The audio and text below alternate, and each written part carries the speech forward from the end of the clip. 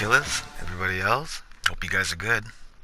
Now I know we've all had the moment where we're playing Warframe, we're kicking ass, we feel like King Badass or Lady Death, whichever one. And then one of our teammates runs by us, and next thing you know, we can't kill anybody. All we see is numbers in the foreground. We check to see if Equinox is in the game, and level's way too high for Ember to be any use. Like, what the hell's happening? There's a good chance there's a crit monster in here. Well guys, I'm going to show you how to first, quickly, show you how to do a blood rush build so you can start doing some critical damage. Then I'm going to show you how to layer on things so we'll end up turning yourself into crit monsters. Now this is Warframe, so of course there's more than one way to do this, which is great. This works in our advantage. So let's get right to it. Now what you see on the screen here is your basic blood rush build. This is what you're going to need to get your critical damage rush started. And you're also going to need a weapon that has a 20% critical chance. Okay? Now, there's a bunch of different weapons that fit that, but one of the favorites is the dual ichor, and for this video, we're going to use this one. So I'm not going to shove a lot of numbers down your throat. I'm going to say it simply like this. Blood Rush and Organ Shatter are a must. Blood Rush is going to raise your critical chance with your combo counter. Organ Shatter is going to raise your critical damage with your combo counter. True Steel is extra critical chance. Berserk is extra speed. So the faster you're hacking guys, the quicker your combo counter is going to grow. Now Berserk activates when you have a critical attack, so it kind of lets you know when everything starts. Body Count keeps your combo counter active for 12 seconds when you're out of combat. Now this setup on any weapon with a 20% critical chance at base will work, but the critical damage is what's important. Now, you could switch body count out for drifting contact. Now, it has 2 seconds less than body count, but it is a dual mod, which gives you an extra 40% status. It's not bad. You could switch out Berserk if you don't have it, but let's say you could switch it out for Gladiator Vice. Now, this is where things get a little bit complicated, so try and be clear.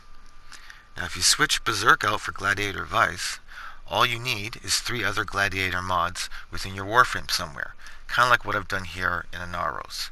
Now if you don't have 3 to fit in here, and they won't destroy your build, they're actually pretty good mods, you can put 2 and we'll find the other 2 in the Blood Rush build.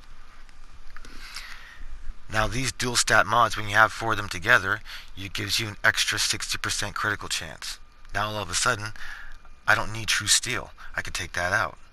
And then I put in Gladiator Might to not only further boost my critical chance, but now have an extra 60% critical damage. That's the difference between a 5.7 critical damage multiplier and a 7.5. And that's a big difference. Now my combo counter. Can I do something about body count and drifting contact? Well, actually, if you're in the Naruma School of Focus, it has a passive called Power Strike. Now when you max this out, what ends up happening is instead of your counter dropping completely, it only drops by 5. So I no longer need these counter mods. Void Stalker is also in there. It's another passive. I haven't done anything to it, but at base, when you jump in and out of your Void mode, it adds an extra 20% critical chance for starting things off for 5 seconds. And don't forget, there's also Hunter Mutation mods. You slap that on one of your pets, and its slash damage will add to your counter. There's a bunch of different ways to get your counters to go high, and there's a bunch of different ways to replace these mods. And once you replace these mods, you can put actual damage into them. Now be careful.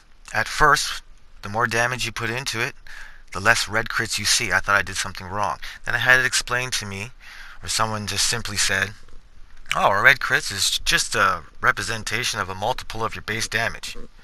I obviously responded with, what the hell are you talking about? He simply said, if your total damage is 10 and your orange critting at 1,000, that means your damage multiplier is about 100 times your original damage.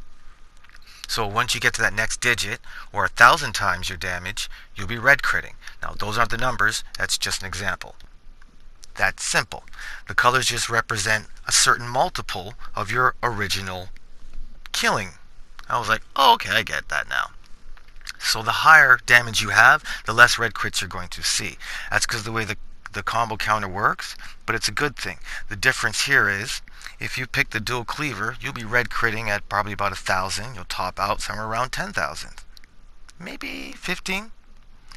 Or if you pick something else, like this,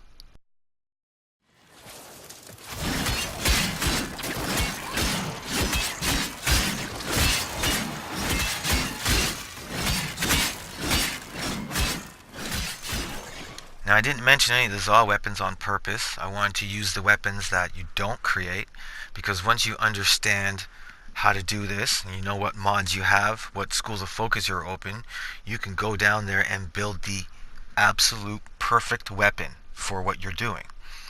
And it's almost unfair, especially if you end up getting a Riven mod for it, then you're laughing. So guys, I hope that this has helped. I hope I've opened your eyes a little bit about some of the stuff. And I say some of the stuff because this is Warframe. There's stuff that I don't know for sure. And if you know it, leave it in the comments so we can teach each other. Everyone else can see what's going on. This is the way the Warframe community works. So like I always say, let me know what you're thinking in the comments.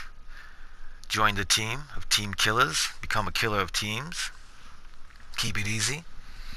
And remember, just keep gaming.